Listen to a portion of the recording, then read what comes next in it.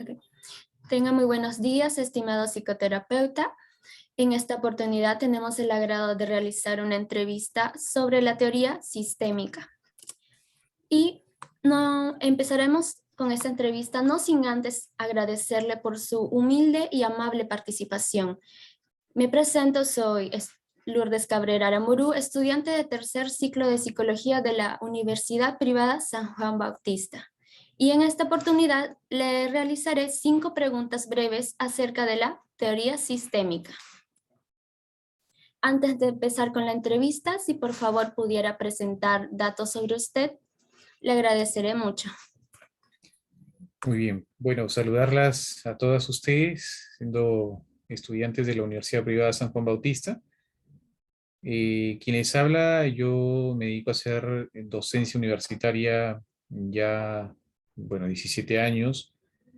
Tengo experiencia en el área clínica en psicoterapia, ¿no? Yo me formé en psicoanálisis y ya llevo en psicoanálisis pues prácticamente 16 años, ¿no? Haciendo clínica psicoanalítica. Por otro lado, también he tenido otras actividades también, muy aparte de las privadas, actividades también que han estado en relación dentro del marco de proyectos públicos, ¿no? Y encargaturas y jefaturas también a nivel del Estado. Y bueno, desarrollo también la cátedra de pregrado, tanto para la universidad donde ustedes estudian y en posgrado en la Universidad Femenina, que es una universidad conocida aquí en Lima, donde enseño en pregrado y posgrado también y formando profesionales, ¿no? Que corresponden sobre todo al área de investigación en el área clínica específicamente. Bien, yo creo que eso sería en resumen, ¿no? Algunos aspectos y puntos de vista desde mi perspectiva sobre mi historia de vida y el currículum de manera muy sintética. Sí, sí, sí, estimado, muy grata conocer sobre su vida académica y su formación. Eh, Ahora daré comienzo con la primera pregunta, que se basa en lo siguiente. ¿Podría explicarnos, por favor, en qué consiste la teoría sistémica? Bien, miren, primero, como hice mención, si bien mi formación es psicoanalítica, la terapia sistémica y la teoría sistémica tiene una base en el sustrato psicoanalítico, ¿no? Que realmente los primeros estudios que se dieron fue desde la base psicoanalítica y luego se desarrolla y se crea esta concepción de llamada teoría sistémica. Entonces les voy a explicar un poco el contexto de lo que se ha ido, digamos, enfocando este marco, digamos, explicativo, ¿no? La teoría sistémica es una teoría que se crea, digamos, a partir de la experiencia que tuvo Minuchin, un psiquiatra argentino que residía en Estados Unidos, en Nueva York. Esta correspondencia llevaba a entender de que las poblaciones más vulnerables tenían dificultades también a nivel de vínculos. Entonces, un poco de esto, el preámbulo histórico es que nos lleva a entender cómo se construye esta teoría, ¿no?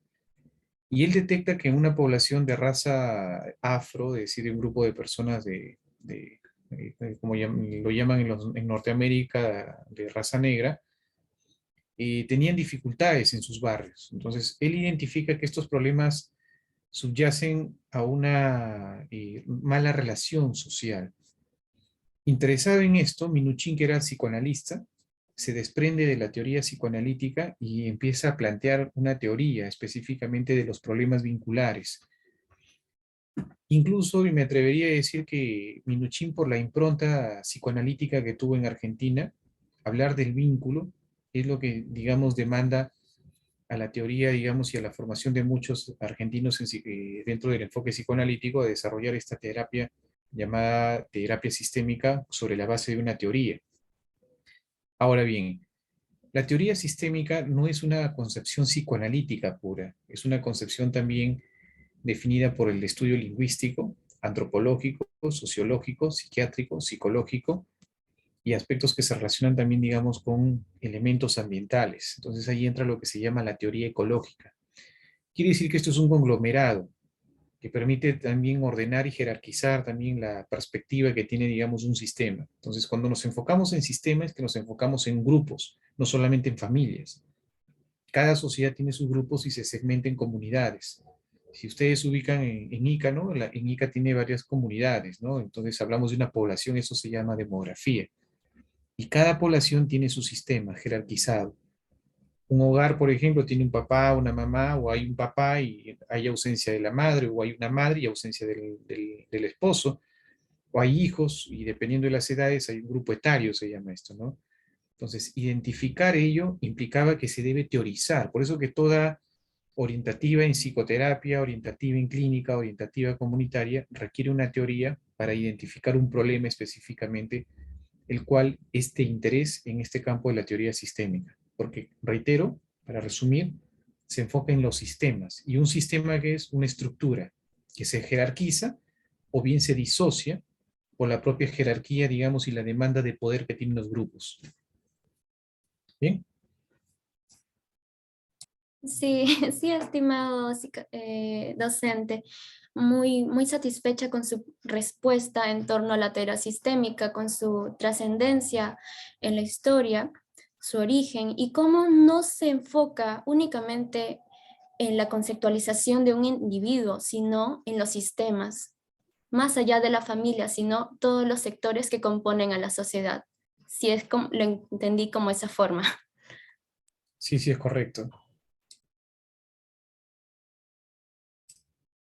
Muchas gracias. Pasamos a a la siguiente pregunta, que dice así: ¿cómo influye la teoría sistémica en la psicología y la terapia? Bien. La teoría sistémica, como había comentado con anterioridad, es un marco referencial, es decir, todo tratamiento terapéutico en el campo de la psicología y la psiquiatría se relaciona también, digamos, a enfocar la salud y la problemática de la salud mental en las poblaciones, en los grupos. La familia es un sistema. Cuando falla una, digamos, una persona integrante, ¿no?, de la familia, la terapia sistémica y la teoría propiamente lo define como el portador del síntoma. Hay que entender también algo muy importante aquí, que el síntoma no es lo mismo que se define en la medicina y lo mismo que se define en la psicología. El síntoma tiene un antagónico, la explicación de la terapia sistémica y la teoría. Por eso que es importante, reitero, formar una tesis argumentativa, el cual la teoría sistémica tiene no solamente una concepción psicoanalítica, como dije, sino que se acopla bajo conceptos antropológicos, sociológicos, y conceptos también relacionados al campo psicosocial también, ¿no? Al modelo psiquiátrico y modelo comunicacional, incluyendo también los estudios que se dieron en esta impronta llamada, digamos, de los sistemas asociado pues a lo que se llama la cibernética. Y uno podría decir que tiene que ver la cibernética en este campo, porque un sistema implica, digamos, ordenar circuitos. Ahora, ¿qué pasa si un integrante falla, no?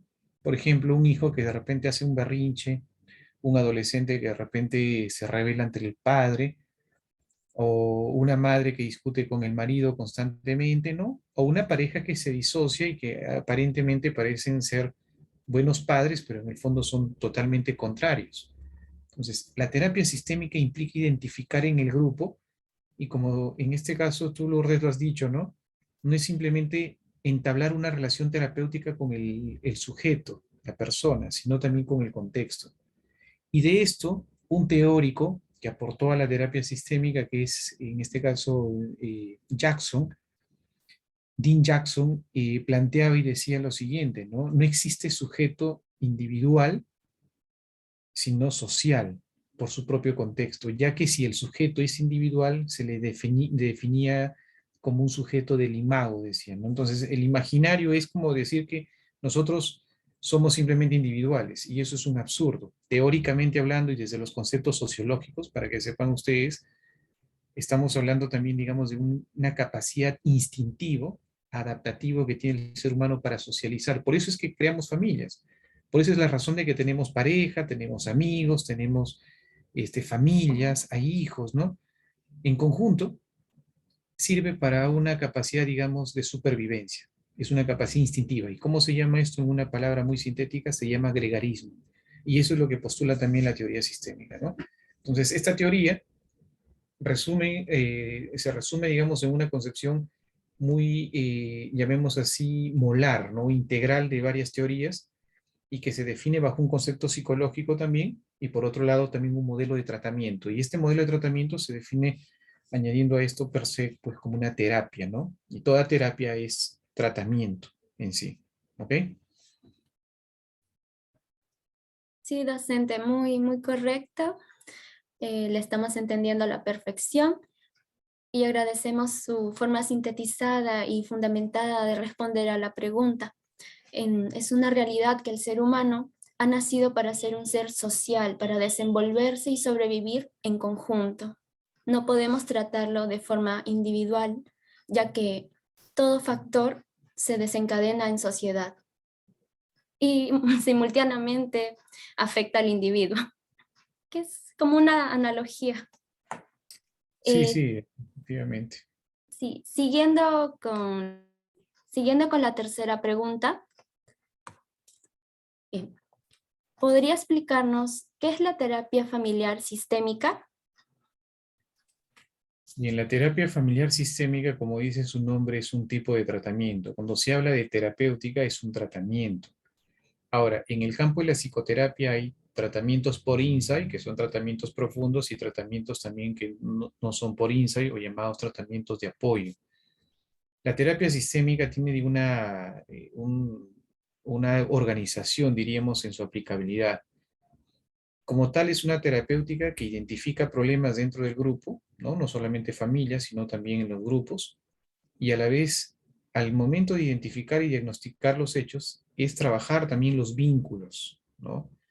Entonces, el concepto de vínculo, para que sepan ustedes, es un concepto que se desarrolla en el modelo psicológico argentino. Uno de estos postulados lo dio el psicoanalista Enrique Pichón Rivière.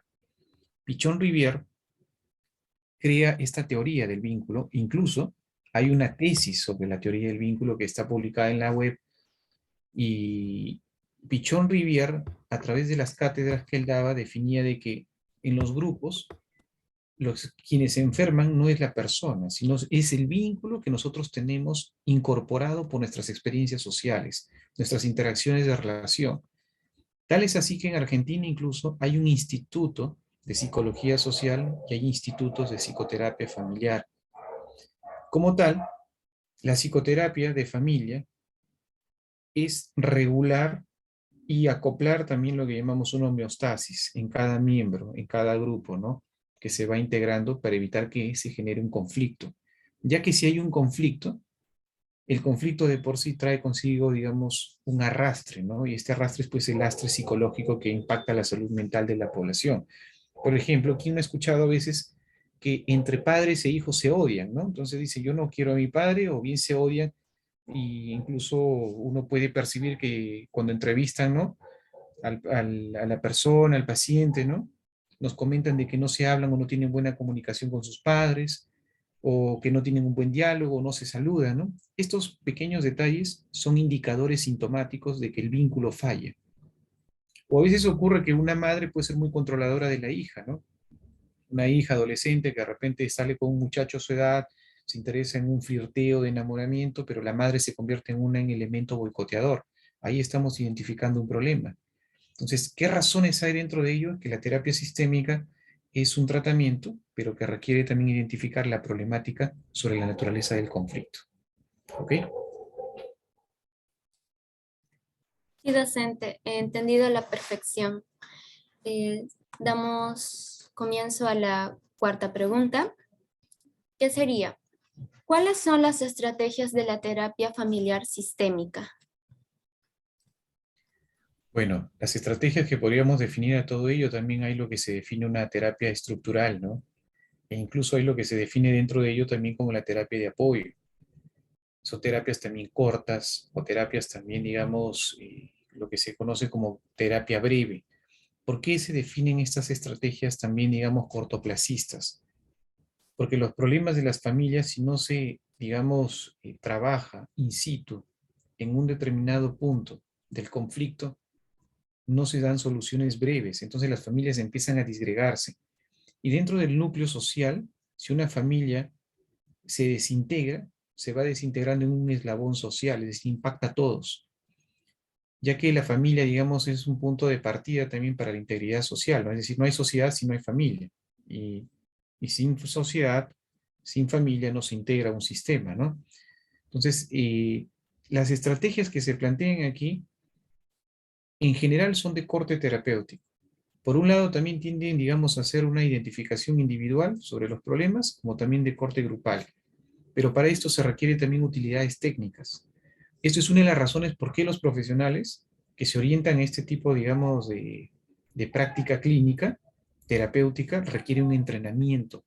Un terapeuta no es que aprende la terapia o porque lo aprendió en una clase, simplemente, ¿no? Sino que se entrenan y se forman 4 años para poder, digamos, desarrollar este tipo de tratamientos, ¿no? Es lo que se llama, digamos, una formativa por especialidad también que tiene el especialista en dichas áreas. ¿Ok?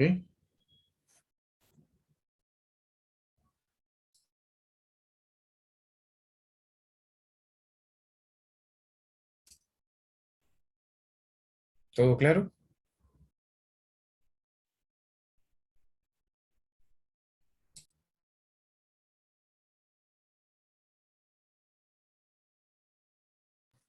Disculpe, disculpe la interrupción.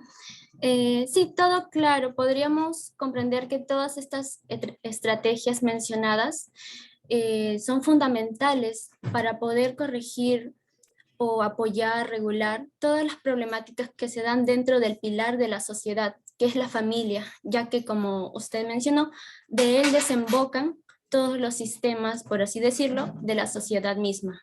Si es que lo comprendí correctamente. Siguiendo, siguiendo con la quinta pregunta, tenemos lo siguiente.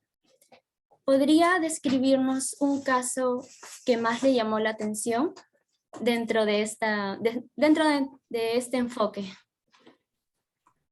Bueno, hay muchos casos, como les dije, en general, por ejemplo, lo que yo hago y desarrollo es una terapia psicoanalítica, ¿no? Pero en mi experiencia, ya mucha gente, o poca gente, perdón, ya no se psicoanaliza, ¿no? Entonces he tenido que también variar mi estrategia, digamos, de abordaje terapéutico. En estos, ya diríamos, 17 años haciendo práctica clínica, e incluso cuando a veces realizamos las interrelaciones con otros colegas sobre esta práctica, ¿no? Por decir, encontramos una serie de casos. Yo creo que todos los casos son importantes, ¿no? Pero les voy a mencionar uno de ellos. Por decir, un trastorno que es conocido como el trastorno límite de personalidad, que si bien no hay una etiología médica que explique, psiquiátrica, el trasfondo del desorden psicológico de la personalidad, el trasfondo en sí es psicosocial. ¿Qué quiere decir? Que detrás de la persona hay una experiencia de vida que se interacciona con la familia, con el papá, la mamá, ¿no? Los miembros que, digamos, pertenecen a una determinada orden. Y de estos casos vienen muchas veces a nuestras consultas, que han pasado por tratamientos psicológicos, psiquiátricos, ¿no? Pero muy pocos han pasado por tratamientos psicoterapéuticos, que hay que diferenciar también algo muy claro. El hecho que uno tenga, digamos, un título profesional en psicología no significa que sea psicoterapeuta. La psicoterapia es una formación, como acabo de mencionar hace un momento. Y como tal, estos trastornos límites de personalidad que algunos profesionales de la salud asumen que no hay un tratamiento específicamente y una cura, la psicoterapia sí lo da. La psicoterapia implica trabajar también con la familia y los núcleos que interactúan dentro del hogar, como también interactuar también con la persona que trae el síntoma.